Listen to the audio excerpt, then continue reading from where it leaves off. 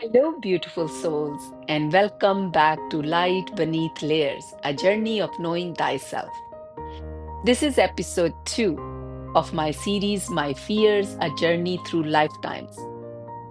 If you are new here, I encourage you to listen to episode 1, where I shared the first thread in this sacred unraveling, the fear of losing my daughters, and how that fear wrapped in love became a teacher. So, what I'm doing in this series is not easy. I'm walking into the shadows, naming each fear one by one, like petals on a tightly held bouquet of truth. Some of these fears come from childhood, some are shaped by culture, and some feel like echoes from the lifetime I have never seen with my eyes. But my body remembers. So today I bring forward a fear that grips my chest and locks my breath. The fear of tight places, the fear of being trapped, the fear of dying slowly, helplessly, with no way out. This fear first took shape in my conscious mind when I watched the 2005 movie The Descent. A group of women crawl through a collapsing cave on their elbows, barely able to move. That scene did not just scare me, it shook something loose. It mirrored something already buried in myself because sometimes it takes fiction to awaken a very real fear, not because the fear is new, but because it finally has a shape. This fear had always lived inside me, but that movie awakened it at the cellular level, showing me just how deep it ran. Since then, underground parking, garages, tight elevators, and narrow stairwell have made my heart race.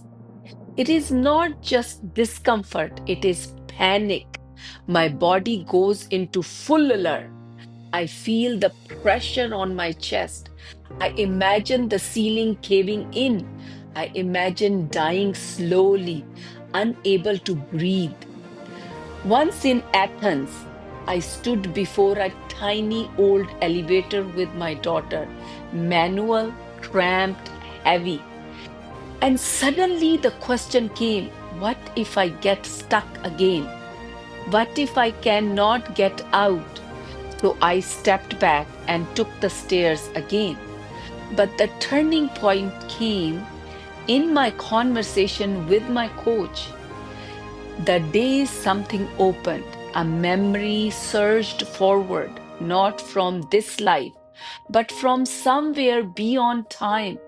I saw myself inside a cave, dark, narrow, suffocating. I was with the team crawling through a tight passage towards an opening. One by one, they made it through. But when I tried to exit, I got stuck. Half of my body, my face, my chest was out, but my legs were pinned under a heavy stone. I screamed silently, watching them disappear. They could not help, they could not move the rock. And so I died there alone, trapped, powerless. A second stone came down on my back and sealed my fate. What haunts me most is not just that I died, it is that I died slowly, helplessly, waiting for something that never came.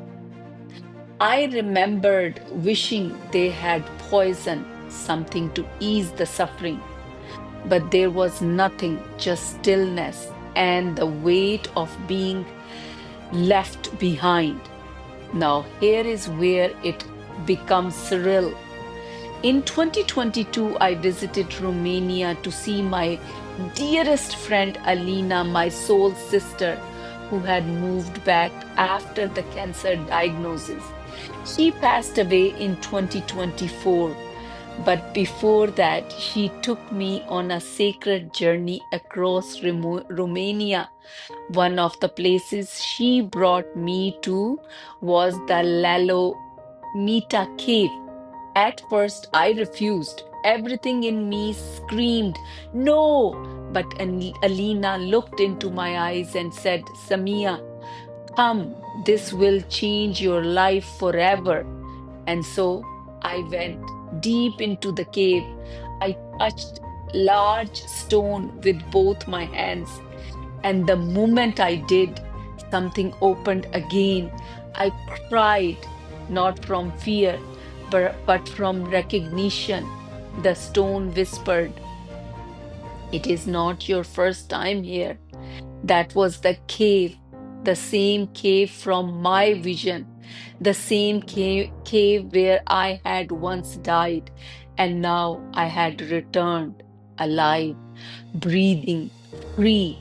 I still shy away from tight places, but now when the fear rises, I no longer hate it. I place my hand on my heart and whisper, thank you, fear, for trying to protect me. But I do not need to hide anymore.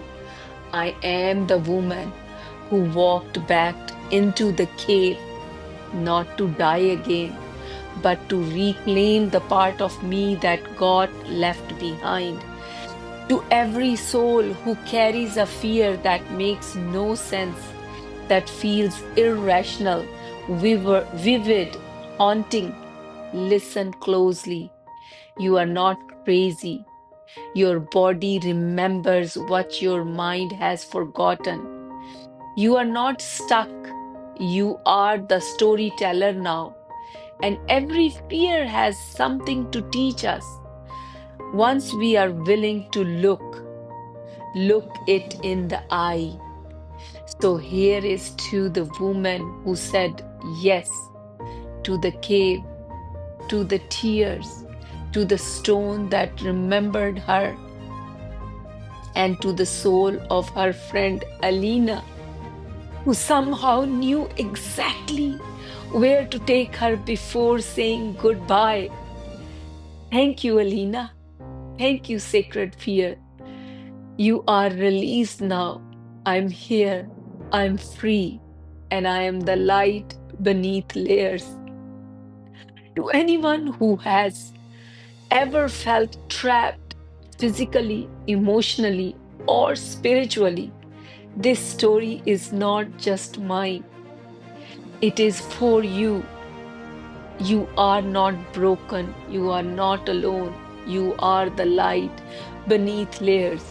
And the world is better for you being brave enough to face what once buried you.